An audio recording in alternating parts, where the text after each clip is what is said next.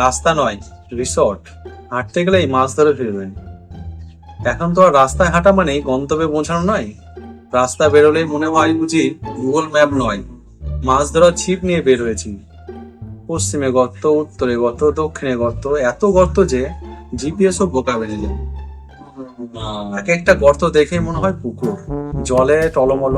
আপনি যদি হালকা করে দুটো রুই পুঁটি ছেড়ে দেন, তাহলে 2 মাস পরে এসে দেখবেন কাতলা আর ইলিশ লাফাচ্ছে, গাড়িও ভাসছে, মাঝে মাঝে ভয়ে উল্টেও যায়। এমনকি গর্ত করে গাড়ির ব্যাগ গিয়ার আর সামনে যায় না, গর্তেই গাড়ির নিজের বানিয়ে বানিয়ে ফেলে।